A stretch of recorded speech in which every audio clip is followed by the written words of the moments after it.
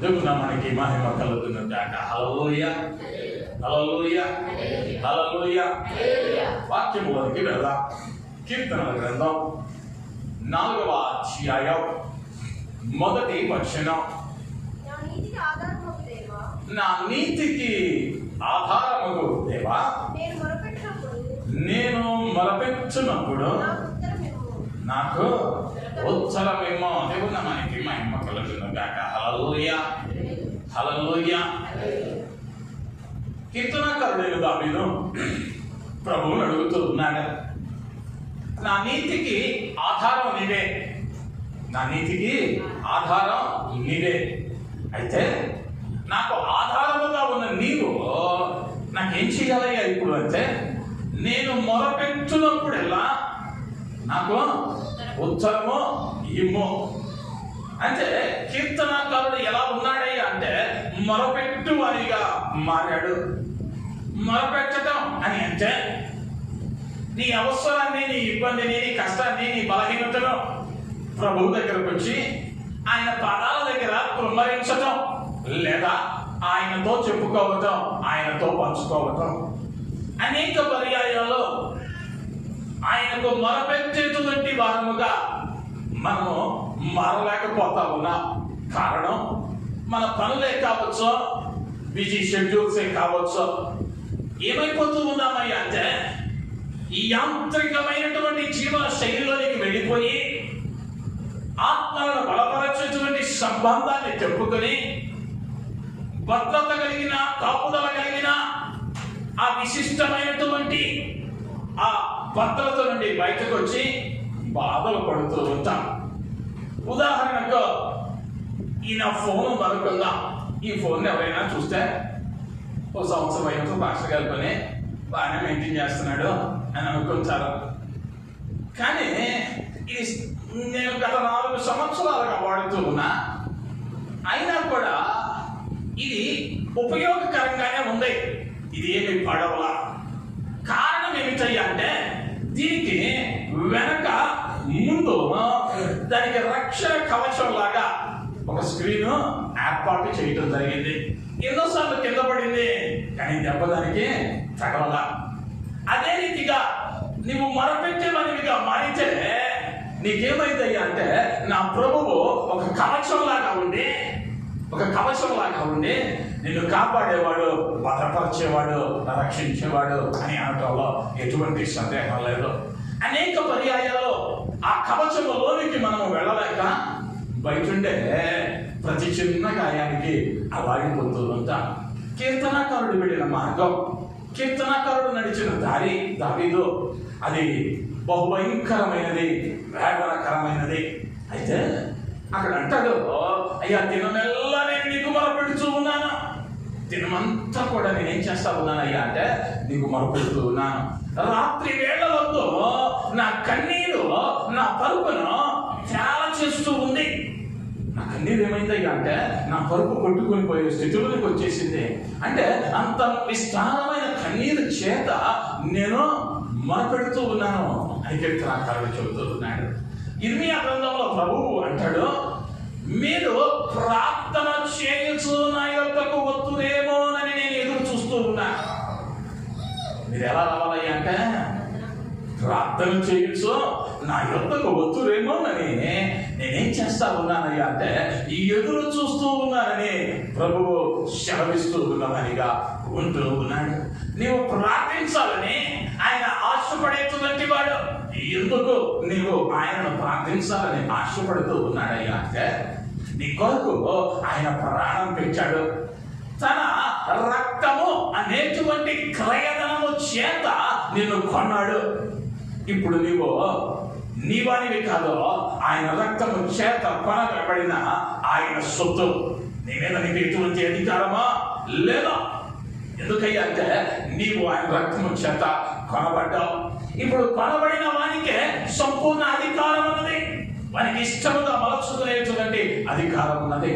ఆయన అడుగుతూ ఉన్నాడు, మీరు నా యొక్క మనవి చేయుదురేమోనని నేను ఎదురు చూస్తూ ఉన్నానని ఆయన కోరుకుంటూ ఉన్నాడు. కీర్తనాకారుడు అంటాడు, 50వ కీర్తన 15వ వచనములో, ఆపత్కాలమున నీవు నన్ను గూర్చి మొరపెట్టుము, నేను నీకు ఉత్తరం ఇచ్చేదను.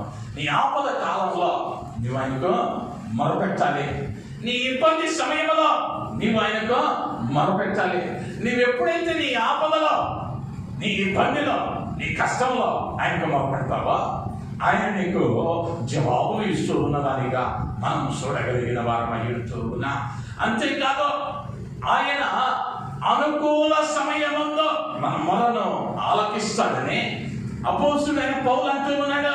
2వ కొరింథీయులకు రాసిన పత్రిక 6వ అధ్యాయము 12వ వచనానికి మనం రాగలిగితే, 2వ కొరింథీ పత్రిక 6వ అధ్యాయము 2వ వచనంలో, 2వ వచనం, అనుకూల సమయమందు నీ మొర నేను ఆలకించుతిని, రక్షణ దినమందు నిన్ను ఆదుకుంటుని. ఆయన అనుకూల సమయమున నీ మొర ఆలకించేటట్లుగా, ఆయనకు అనుకూలమైన సమయమున నీ మొర ఆలకించి నిన్ను కాపాడలాగునా, నిన్ను సంరక్షించలాగునా, నిన్ను పోషించలాగునా నీవైనా నేనైనా ఏం చేయాలయ్యా అంటే నిత్యము మొరపెట్టు వారముగా ఉండాలి. నీ మొర ఆయన పాద సన్నిధికి నిత్యము ధూపము వలె అది చేరవలసిన అవసరం ఉంటూ ఉన్నది. కానీ వేదనకరమైన విషయం ఏమిటయ్యా అంటే నేటి క్రైస్తవ్యంలో ప్రార్థన అనేది ఓ SMS వలె, ఒక SMS లాగా 100 అక్షరాల కన్నా ఎక్కువ పట్టడంలో ఇంకంత మించి పంపడానికి అవకాశమా లేదా? అలా క్లుప్తంగా సమయం లేదు కాబట్టి, అవసరంగా వెళ్ళాలి కాబట్టి ఏమవుతున్నదయ్యా అంటే ప్రార్థనలో మొరపెట్టడంలో వెనకబడిపోతూ ఉన్నా. అనేక పర్యాయాలు నేను జ్ఞాపకం చేస్తూ ఉన్నాను. నీవెంతటి భక్తి అయినా చేయొచ్చు, లేదా ఎంతటి విశ్వాసాన్నైనా కలిగి ఉండవచ్చు. అయితే దానికి కావలసినటువంటి ప్రాథమికమైన ఇంధనం లేదనుకో. ₹1,00,000 కారైనా, అందంగా ఉన్నా, వాహనంలో పెట్రోల్ లేదనుకుందాం, డీజిల్ లేదనుకుందాం, షెడ్లో పెడతామే తప్ప, నలుగురు బడి నెట్టడమే తప్ప దాని వలన ఉపయోగం లేదు. ₹1,00,000 కారుగా వెళ్ళాలిగా అంటే కుదరదు. నీ ఆత్మీయ జీవితం కూడా నువ్వు భక్తి కలిగిన వారివే, విశ్వాసం ఉంది నీలో, కానీ ఆత్మీయ ఆహారము అనబడినటువంటి దేవుని వాక్యము, అదేవిధంగా దేవునితో సంబంధాన్ని పెంపొందించేటువంటి ప్రార్థన లేకపోతే నీ ఆత్మీయ జీవితం ఎక్కడ వేసిన కొంగడి అక్కడే అన్నట్లుగా అది ఎదుగుదల లేనిదిగా మనం చూడగలిగిన వారం అవుతూ ఉన్నాం. ఏమనుకోవచ్చు? ఒకవేళ ఈ దినమున దాని ఫలితం నువ్వు గమనించలేదేమో, ఆ ప్రార్థన యొక్క విలువను, మొరపెట్టేటువంటి విలువను నువ్వు తెలుసుకోలేకపోతున్నావేమో. మొరపెట్టడం అలవరుచుకొని గమనించగలిగితే ఆ గొప్ప ఆశీర్వాదాలను మనం అనుభవించగలిగిన వారంగా ఉంటూ ఉన్నా. క్రైస్తవునికి, విశ్వాసుకి మొరపెట్టేటువంటి అనుభవం ఉండాలి. మొరపెట్టేవారికి దాన్ని ఉంటే నీ మొరను ఆలకించేటువంటి ప్రభువు గొప్ప కార్యాలు చేస్తాడు. ఆయన ఏం చేస్తాడో ఒక్క విషయం నా జీవితంలో జరిగిన సంఘటన గత వారంలో చెబుతా. నేను గత వారం నుంచి చెబుతూ ఉన్నా, అయ్యా ఆగస్టు మాసంలో యానివర్సరీ ఉన్నాయి, ప్రతి ఒక్కరూ సహకరించాలని చెబుతూ ఉన్నా. ప్రతి ఒక్కరూ సహకరించమని అడిగాను, ప్రార్థన చేస్తా ఉన్నా. గత వారంలో కొంత ఇబ్బందికరంగా ఉంది నా పరిస్థితి. అయితే ప్రార్థిస్తా ఉన్నాను. బుధవారం నాకు ఒక ఫోన్ కాల్ వచ్చింది. అన్నా ఇంటి దగ్గర ఉన్నారా అన్నారు. ఉన్నామన్నా. వచ్చి ప్రేయర్ చేయించుకోవాలన్నారు. భార్య భర్తలు ఇద్దరు వచ్చారు ఇంటికి. ప్రార్థన చేయించుకున్నారు. ప్రార్థన చేయించుకున్న తర్వాత ఆ తమ్ముడు జేబులో నుంచి చేయి తీసి, అన్న ఈ నెలతో నా ఉద్యోగం మానేస్తా ఉన్నాను, ఈ నెలతో నా ఉద్యోగం మానేస్తా ఉన్నాను. అనేక మాసాలుగా ఉద్యోగం లేదు. గత మాసమే ఉద్యోగంలో జాయిన్ అయ్యాడు. కొత్తగా వచ్చింది ఉద్యోగం. ఈ నెలతో మానేస్తున్నానన్నా. ఈ నెల వచ్చిన జీతం ఒక నెల నేను చేసింది అనేక మాసాల తర్వాత. ఈ వచ్చిన జీతం మొత్తం యానివర్సరీ కోసం ఇస్తున్నానన్నా అని చేతిలో పెట్టేదా. హల్లెలూయా, హల్లెలూయా. ఇంతకు ముందు ఎప్పుడు నేను చూడాల అనుభవం.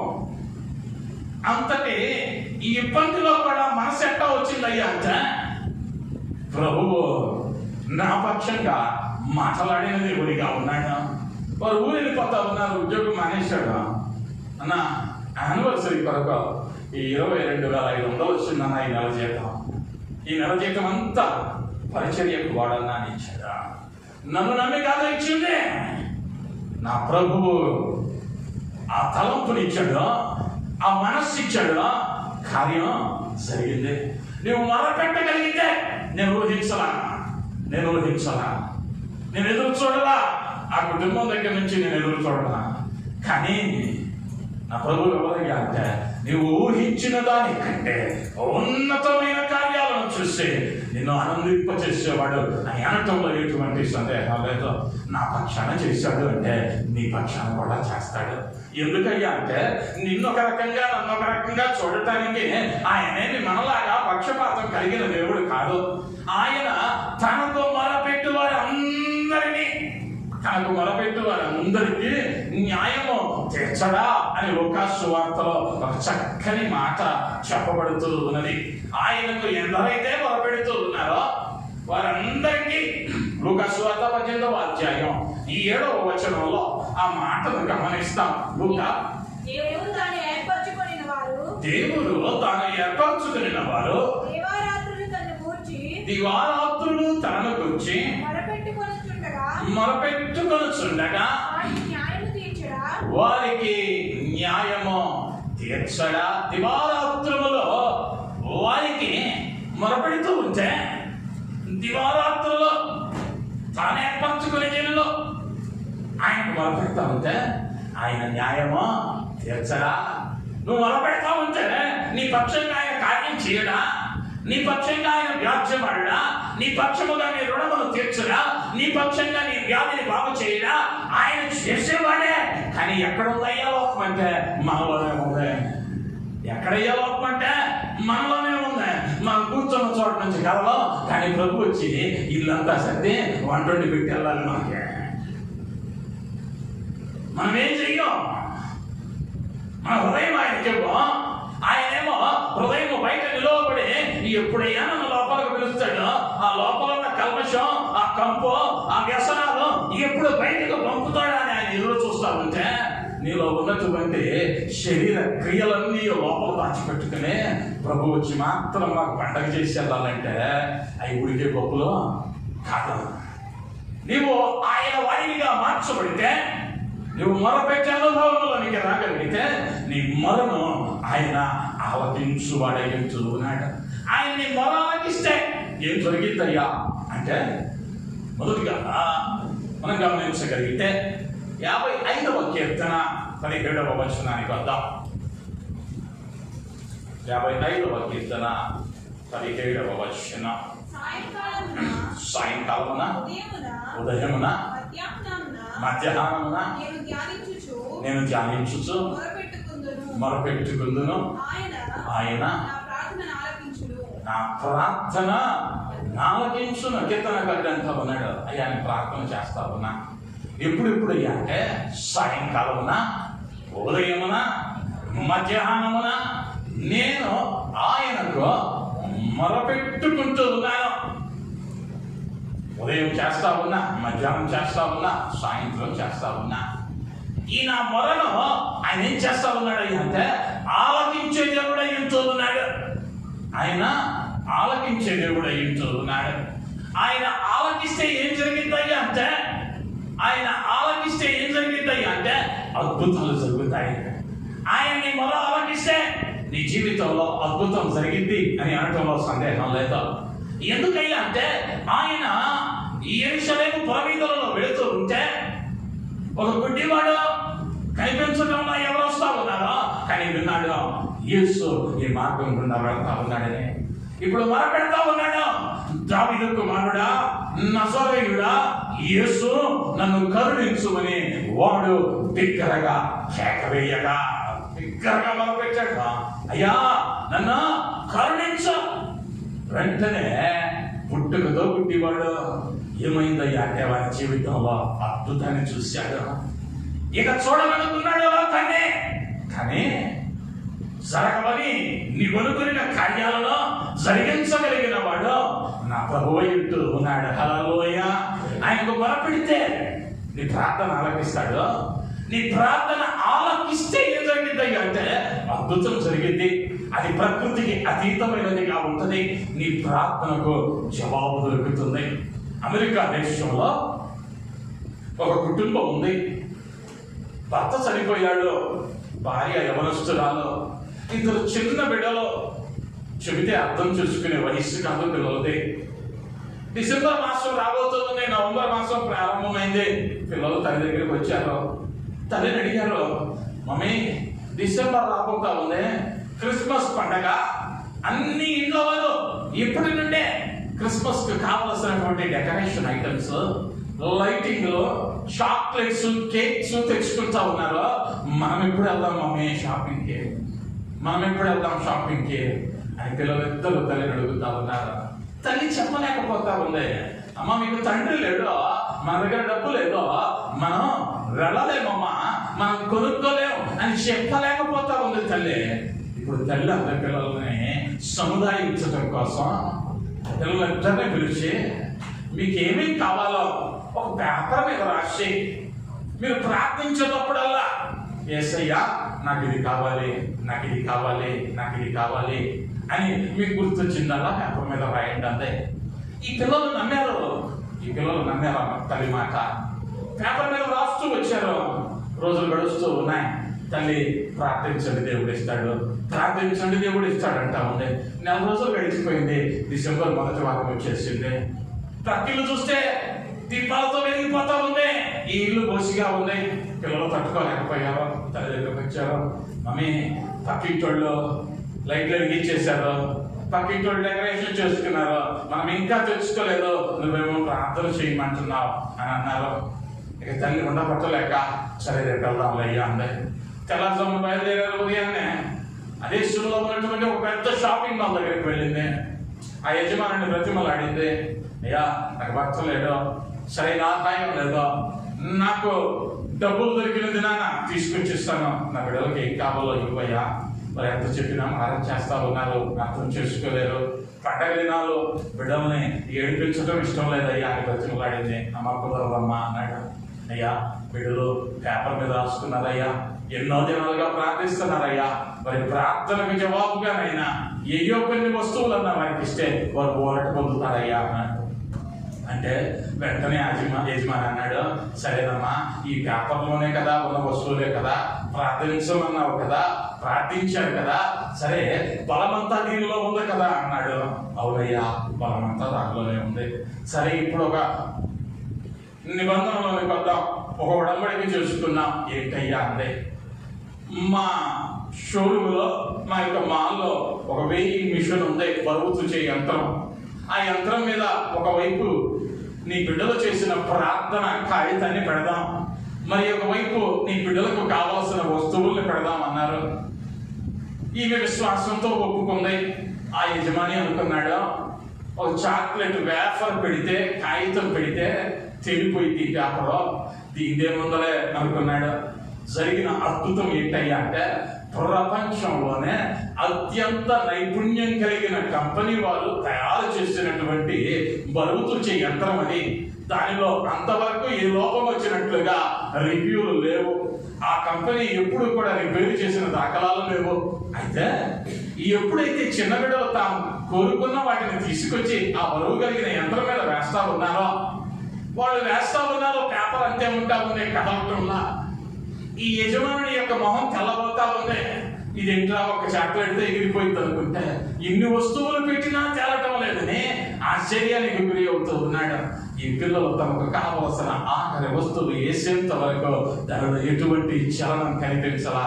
ఆఖరి వస్తువులు వేసిన తరువాత ఆ మిషన్ పనిచేయటం ప్రారంభించింది. ఆ వస్తువులన్నీ బిడ్డలు ఇద్దరు తీసుకుని వెళ్ళారు. వెంటనే ఈ యజమానుడికి ఆ మిషన్ తయారు చేసిన వారి మీద అధికమైన కోపం వచ్చింది. వారిని పిలిపించాడు. వారు చూశారు. వారు చూసి అన్నారు, అయ్యా చక్కగానే పనిచేస్తుంది కదా, అయ్యా చక్కగానే పనిచేస్తుంది అన్నారు. మరి ఎందుకయ్యా ఒక పేపర్కి ఇన్ని వస్తువులు తూగినాయి అంటే అవి వేస్తూ ఉన్న సమయంలో దాని గుండా ఒక బలమైన శక్తి ప్రసవించింది. కాబట్టి ఆ మిషన్లు ఏమి పని చేయలేదయ్యా అని చెప్పారు. ఆ వ్యక్తి ఆశ్చర్యపోయాడు. దేవునికి తన జీవితాన్ని అప్పగించుకున్నాడు. హల్లెలూయా. చిన్న బిడ్డల ప్రార్థన విన్నాడే దేవుడు. ఇదేదో కథ కాదు, అమెరికా దేశంలో జరిగిన సంఘటన, ఒక యథార్థ ఘటన. చిన్న బిడ్డల ప్రార్థనే తమ అవసరాలను తీరిస్తే, దేవుని దగ్గర నుండి జవాబులు తెస్తే నీ ప్రార్థనకు జవాబు రాదా? నువ్వు మొరపెట్టే మొరను ఆయన ఆలకించడా? నీ మొరకు జవాబు ఇవ్వడా? నీవు అడుగుతూ ఉన్నది నీ స్థాయిని మించినదై ఉండొచ్చు, నీ స్థాయిని మించినదై ఉండొచ్చు, జరగదని నీవు అనుకోవచ్చు. కానీ నా ప్రభువుకు సమస్తము సాధ్యమైనవిగా ఉంటూ ఉన్నాయి. హల్లెలూయా, హల్లెలూయా. మొదటిగా నీవు మొరపెడితే ఆయన ఏం చేస్తాడయ్యా అంటే నీ మొరను ఆలకించి జవాబు ఇచ్చి అద్భుతాలను చేస్తాడు. రెండవదిగా ఆయన ఏం చేస్తాడయ్యా అంటే కీర్తనల గ్రంథం 34వ అధ్యాయం 17వ వచనం. నీతిమంతులు మొరపెట్టగా యెహోవా ఆలకించును, వారి శ్రమలన్నిటిలో నుండి వారిని విడిపించును. దేవునామానికి మహిమ కలుగునుగాక. హల్లెలూయా. నీతిమంతులు మొరపెట్టగా ఆయన ఆలకిస్తాడు. ఆలకించిన దేవుడు ఏం చేస్తా ఉన్నాడయ్యా అంటే వారి శ్రమలు అన్నిటిలో నుండి, జాగ్రత్తగా గమనించాలి, శ్రమలు కొన్నిటిలో నుండి కాదు, శ్రమలన్నిటిలో నుండి ఆయన వారిని విడిపించే దేవునిగా ఉంటూ ఉన్నాడు. నువ్వు మొరపెట్టగలిగితే ఎటువంటి శ్రమలో ఉన్నా, ఎటువంటి ఇబ్బంది అయినా, ఎటువంటి కష్టమైనా ఆయన ఏం చేస్తాడయ్యా అంటే నిన్ను విడిపిస్తాడు, నీ పక్షంగా నిలవబడతాడు.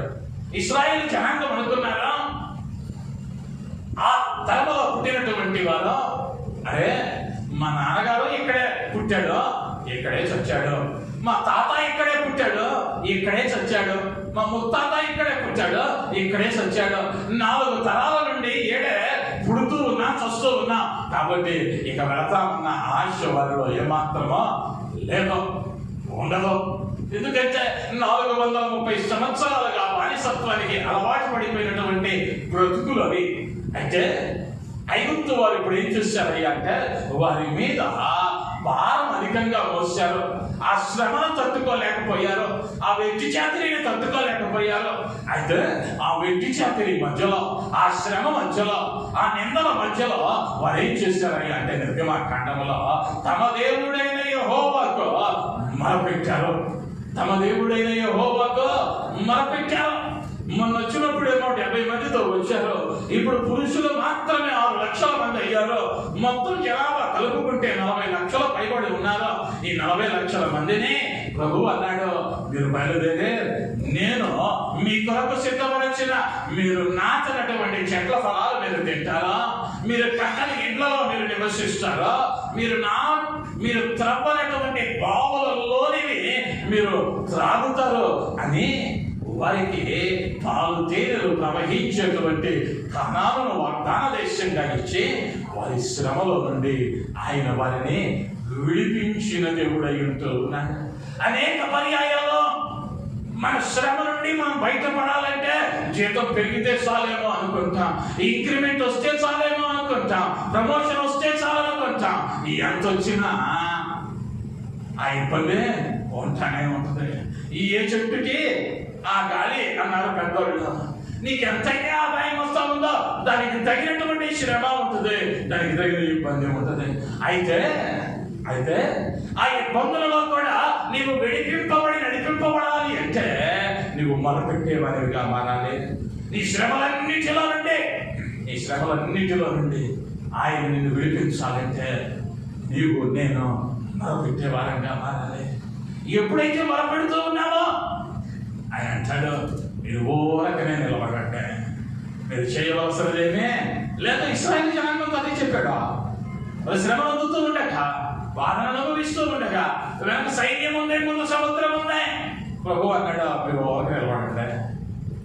యుద్ధమా యెహోవాదే, యుద్ధమా యెహోవా నీ పక్షంగా ఆయన కార్యాలు జరిగిస్తాడు. ఎప్పుడు అంటే నీవైనా నేనైనా ఆయనకు మొరపెట్టే వారిగా మారాలి. మొరపెట్టే వారిగా మారితే మొదటిగా ప్రార్థన ఆలకిస్తాడు, నీ మొరకు జవాబిస్తాడు, నీ జీవితంలో అద్భుతం చేస్తాడు.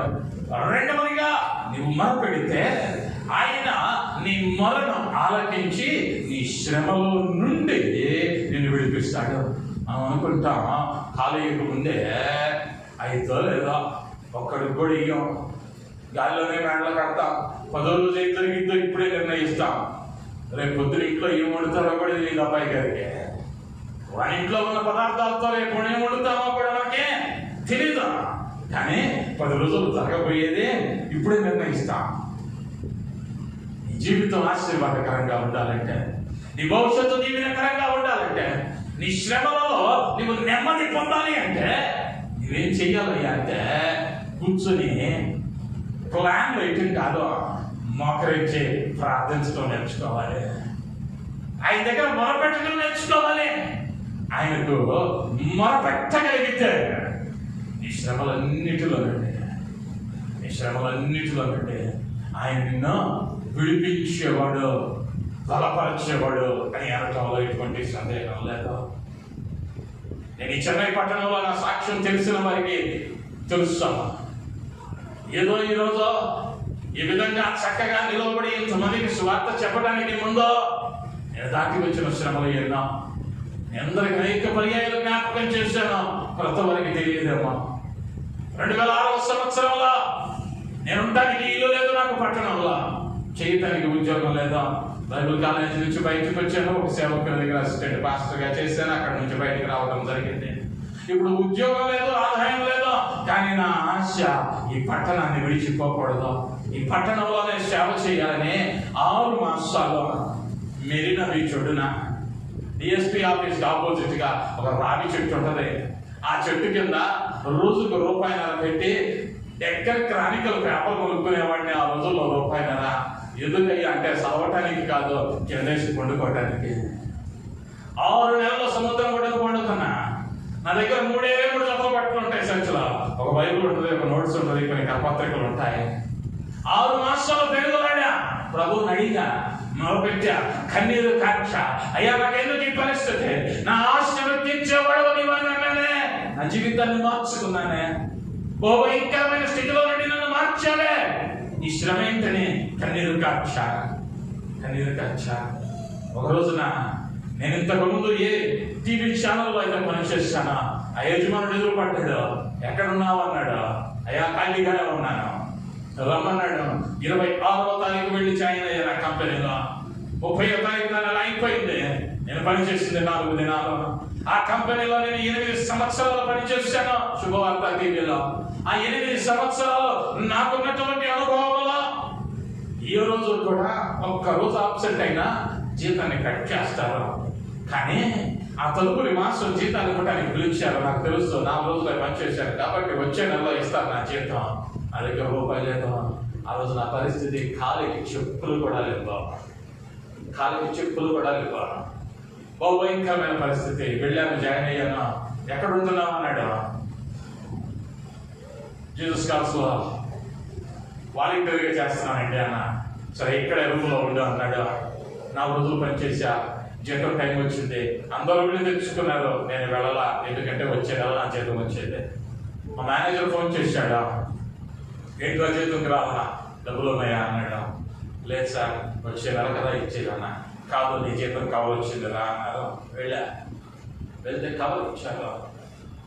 బయటకు వచ్చి చూసుకున్నాను, ఎందుకంటే వారి ముందు చూడటం సభ్యత కాదు కాబట్టి. బయటకు వచ్చి చూస్తే నాకు నెలకు జీతం ఎంతైతే మాట్లాడారో ఆ నెల జీతం ఆ కవర్లో ఉంది. వెంటనే వెనక్కి వెళ్ళాను. నన్ను ఏమన్నా పరిశీలించడానికి పరీక్షించడానికి చేశారేమోనని మా మేనేజర్ దగ్గరికి వెళ్ళి అన్నాను, సార్ పొరపాటు జరిగింది అన్న. ఏమైందిరా అన్నాడు. నెల జీతం ఉందండి, నేను వచ్చింది 4 రోజులే అని అన్నా. కాదు, చైర్మన్ గారు నీకు ఇవ్వమన్నాడు. ఒక్కరోజు సెలవు పెడితే జీతం కట్ చేసే కంపెనీ నాకేమైందయ్యా అంటే, నా దేవుడు ఏం చేశాడయ్యా అంటే, 26 రోజులు పని చేయకపోయినా నెల జీతం ఇచ్చింది. ఎప్పుడయ్యా గొప్ప కార్యాలు జరుగుతాయంటే ఆయన పాదాల దగ్గర మొరపెడితే. నేనే ఉదాహరణ. ఈరోజు సంతోషంగా కనిపిస్తున్నానేమో, ఈరోజు ఆడంబరంగా కనిపిస్తున్నానేమో. ఒకప్పుడు నేను ఎవరినయ్యా అంటే, కుప్ప మధ్యలో పడుకున్న వాడిని, ఎందుకు పనికిరాని వాడిని. ఎవడనో నన్ను చూస్తే నాకు ఫోన్ కూడా చేసేవారు కాదు, నా ఫోన్ వెళ్తే ఎత్తేవాళ్ళు కాదు. ఎందుకయ్యా అంటే నా పరిస్థితి దౌర్భాగ్యంగా ఉన్న రోజున. కానీ ఎవరు విడిచినా విడవని వాడు ఎవరయ్యా అంటే, నీ శ్రమలో నిన్ను విడిపించగలిగిన ఒకే ఒక వ్యక్తి లోకంలో ఎవరైనా ఉన్నారంటే అది నేను ఆరాధిస్తూ ఉన్న దేవుడు తప్ప మరి ఎవరూ లేరు. దానికి ఉదాహరణ నేనే. నువ్వు అనుకుంటా ఉన్నావేమో నా పరిస్థితి మారదని. నువ్వు మొదలుపెట్టడం ప్రారంభించు, నీ శ్రమను ఆనందలక్ష్యంగా మారుస్తాడు. నీ శ్రమ ఆయన కొట్టివేస్తాడు. ఎప్పుడైతే మొదలుపెట్టడం నేర్చుకుంటావో విజయాలను చూస్తావు. ఈ 6 దినాలు నన్ను ఎవరైతే హేళన చేశారో ఈరోజు నన్ను చూసి 10 మంది రావడం సాక్ష్యంగా చెప్పుకుంటా ఉన్నారు. సమస్త మహిమ నా ప్రభువుకే కలుగును గాక. హల్లెలూయా. మొదటిగా ప్రార్థన ఆలకించిన దేవుడు జవాబిస్తాడు, నీ పక్షంగా అద్భుతం చేస్తాడు. నువ్వు మొరపెడితే నీ శ్రమలో నిన్ను విడిపిస్తాడు, నీ శ్రమలో నిన్ను విడిపిస్తాడు. మూడవదిగా ఏం చేస్తాడయ్యా అంటే, కీర్తనల గ్రంథం 30వ అధ్యాయం 2వ వచనం.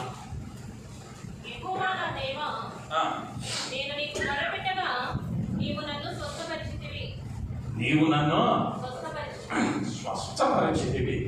నేను నీకు మొరపెట్టగా నువ్వేం చేస్తా ఉన్నానయ్యా అంటే స్వస్థపరుస్తూ ఉన్నావు. ఈ లోకంలో టెక్నాలజీ పెరిగింది, వైద్య విధానంలో ఆధునికమైనటువంటి అనేకమైనటువంటి విజ్ఞానకరమైనటువంటి సంగతులు చోటు చేసుకుంటూ ఉన్నాయి. అయితే నేటికి మందు లేనటువంటి వ్యాధులు, దానికి మందు లేదు. ఆ వ్యాధి వస్తే పోవటమే తప్ప మార్గం మరి ఒకటి లేదు. ఇంచుమించు 100 సంఖ్యలో ఉన్నాయి అవి. వ్యాధికి మందు లేని రోగాలు 100 సంఖ్యలో ఉన్నాయి, మరణకరమైన రోగాలు. కానీ ప్రభు అంటా ఉన్నాడు, ఆయన దగ్గరకు వచ్చి నువ్వు మొరపెడితే మరణకరమైనటువంటి పరిస్థితులను కూడా ఆయన ఏం చేస్తాడయ్యా అంటే మార్చగలిగిన సమర్థుడు, స్వస్థపరచగలిగిన వాడు. ఆయన స్వస్థపరచగలిగిన దేవుడు అనుకున్నటువంటి సందేహం లేదు. యెషయా గ్రంథంలో హిజ్కియా రాజు అంటాడు, వ్యాధి వచ్చింది, మరణకరమైన రోగం వచ్చింది, ప్రవక్త అయిన నాతాను వచ్చాడు, హెచ్చరించాడు, అయ్యా నీ ఇల్లు చక్క పెట్టుకో, వీలునామాలు రాసేదేమని ఉంటే రాసేసుకొని ఇల్లు చక్క పెట్టుకో, నీ తర్వాత ఎవరు ఉండాలో చూసుకో అని ఒక సలహా ఇచ్చి వెళ్ళాడు.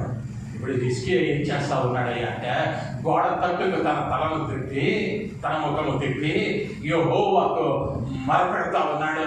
అయ్యా నీ సన్నిధిలో నేను ఎట్లు నడుచుకుంటున్నా దయతో జ్ఞాపకము చేసుకునమని తన దేవుడైన యెహోవాకు ప్రార్థన చేయగా ఏం చేశాడయ్యా అంటే, అయ్యా నేను ఎట్లా నడుచుకున్నానో ఒక్కసారి జ్ఞాపకం చేసుకున్నామని యెహోవాకు మొరపెట్టాడు. చనిపోతామయ్యా తెల్లారితే చెప్పాడు ప్రవక్త. కానీ ఇప్పుడు ఏమైందయ్యా అంటే స్వస్థపరచు యెహోవా ఆ ప్రార్థనను ఆలకించాడు. ఆ మరణ ఆలకించి ప్రభు అంటా ఉన్నాడు, ఇప్పుడు మరి 15 సంవత్సరాలు నీకు ఆయుష్ను ఇచ్చదను, మరి 15 సంవత్సరాల ఆయుష్ను నీకు ఇస్తానని ప్రభువు మాట ఇచ్చాడు. నీవే వ్యాధితో బాధపడుతున్నా ఆ వ్యాధికి మందు లేకపోయినా మందు ఇచ్చేటువంటి పరమ వైద్యుడు ఉన్నాడు. ఆయన ఎవరయ్యా అంటే పరమ వైద్యుడు. ఎందుకయ్యా ఆయన పరమ వైద్యుడు అయ్యాడంటే ఈ రోజుల్లో కూడా ఆపరేషన్స్ ఫెయిల్యూర్లు మనం గమనిస్తూ ఉంటాం. మందు అధికంగా ఇచ్చారని కోమాలోకి వెళ్ళిన వారిని గురించి విన్నాం. చేయవలసిన స్థలంలో చేయక ఆపరేషన్ మరి ఒక స్థలంలో చేసి ఇబ్బందులు పాలైన వాళ్ళ గురించి విన్నా.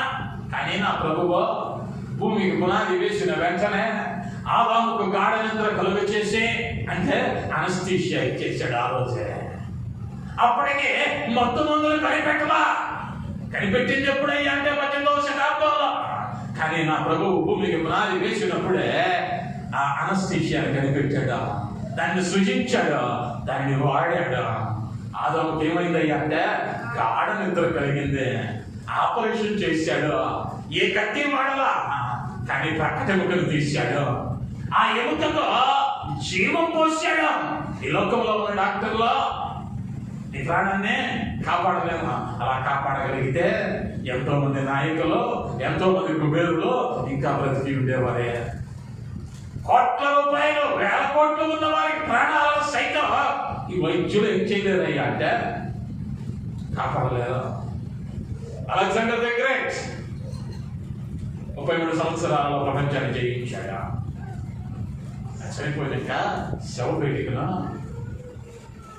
శవపేటికను వైద్యులు పోయమన్నాడు.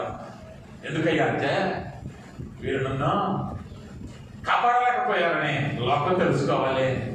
నా చేతులు 2 బయట పెట్టమన్నాడు. ఎందుకు పెట్టమన్నాడయ్యా అంటే ఈ లోకం అనుకుంటుందేమో ప్రపంచాన్ని అంతా జయించాడుగా, ఏదో తీసుకెళ్తున్నాడని. నేను ఒట్టి చేతులతో వెళ్తున్నానన్న సంగతి వాళ్ళకి తెలియాలి.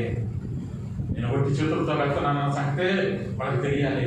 నీ దగ్గర ఉన్న ధనమో బలమో బలగమో నీకు ఆరోగ్యాన్ని ఇవ్వలేదు. ఆరోగ్యాన్ని ఇవ్వాలి, ఆరోగ్యం కావాలి అంటే నా ప్రభు దగ్గర నువ్వేం చేయాలయ్యా అంటే మొరపెట్టాలి. యేసుక్రీస్తు వారి దగ్గరకు ఒక తండ్రి తన కుమారుడిని తెచ్చాడు. వెళుతున్న మార్గంలో ముందు శిష్యులు ఎదురయ్యారు. శిష్యులను అడిగాడు, అయ్యలారా నా కుమారునికి దయ్యం పట్టింది, వాడు మాటిమాటికి అగ్నిలో పడతా ఉన్నాడు, మాటిమాటికి నీళ్ళలో పడతా ఉన్నాడు, వాడిని బాగు చేయండి అయ్యా అంటే కుదరలేదు. ఇప్పుడు ప్రభు దగ్గరికి తెచ్చారు. లూకా సువార్త 9వ అధ్యాయం 40వ వచనంలో ఆ సంఘటన మనం చూస్తాం. ఇప్పుడు ప్రభు దగ్గరికి వచ్చి అంటా ఉన్నాడు, దానిని వెళ్ళగొట్టుటకు నీ శిష్యులను వేడుకొంటిని,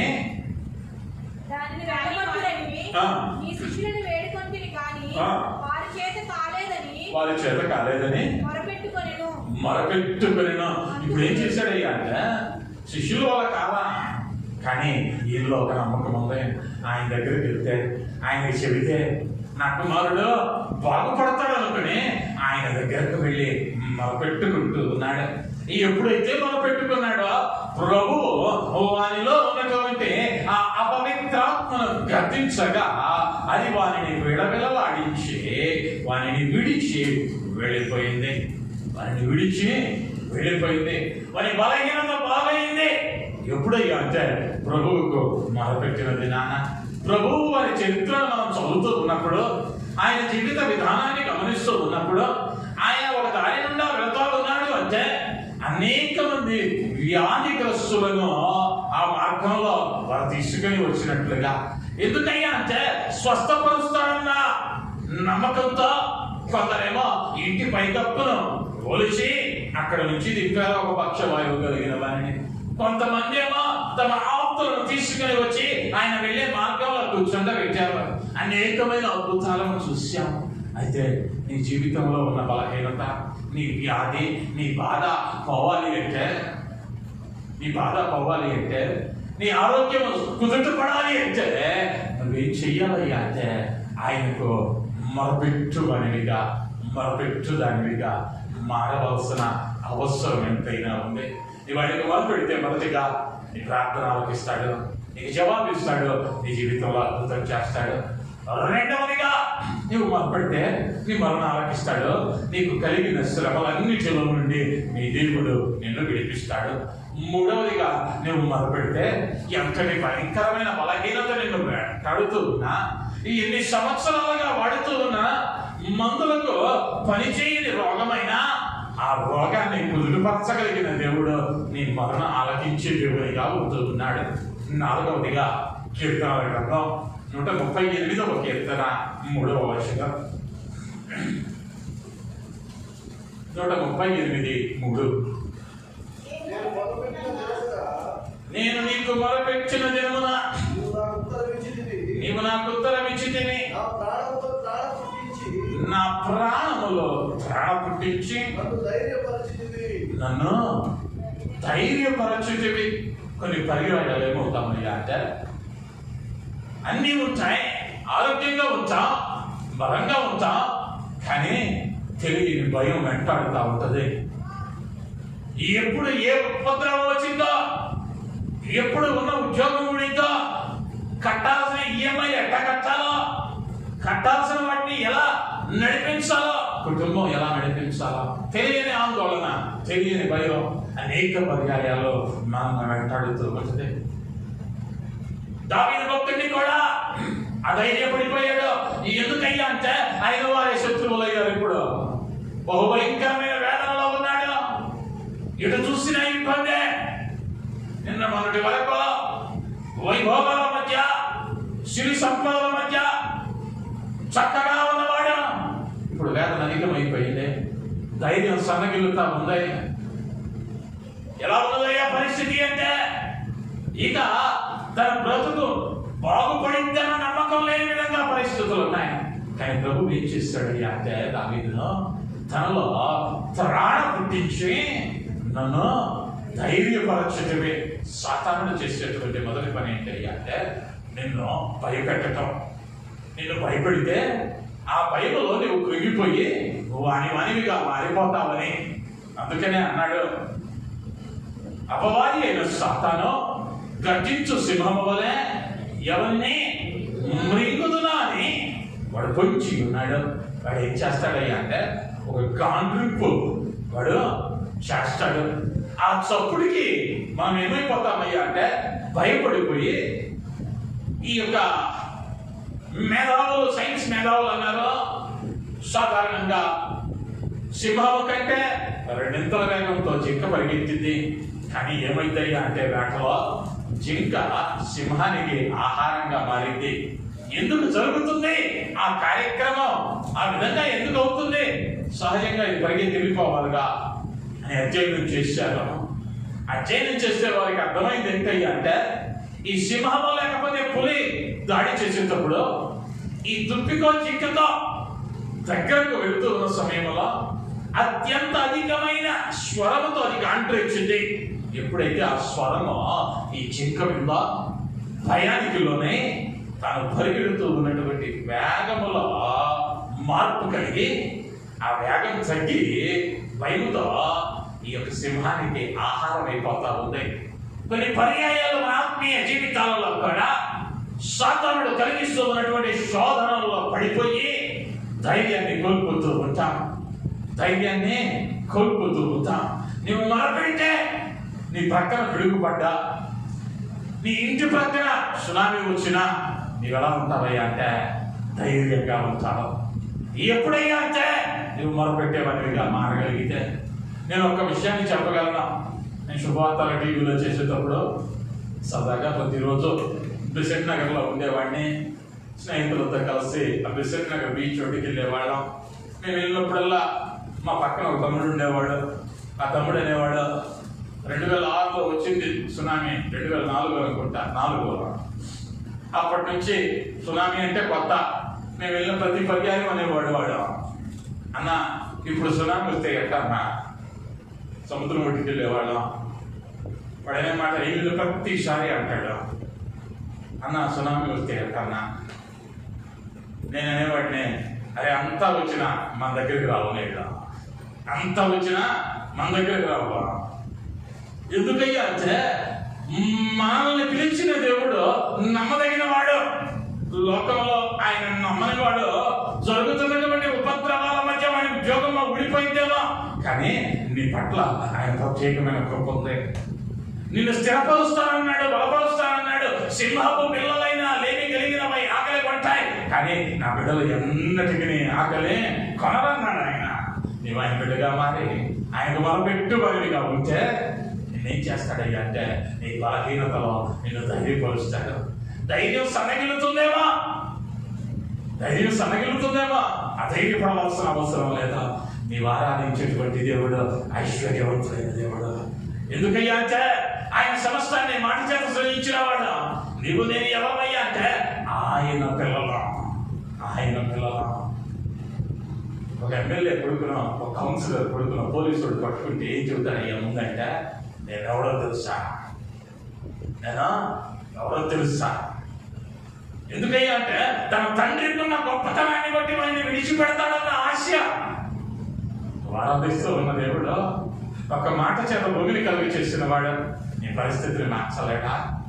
నీ ఇబ్బందిని కొట్టివేయలేడా? నీ సమస్యను తీర్చలేడా? తీర్చగలిగిన వాడే ఆయన. కానీ నీవు నేను మొరపెట్టలేకపోతా ఉన్నానేమో, నీవు నేను ఆయన అడగలేకపోతా ఉన్నానేమో.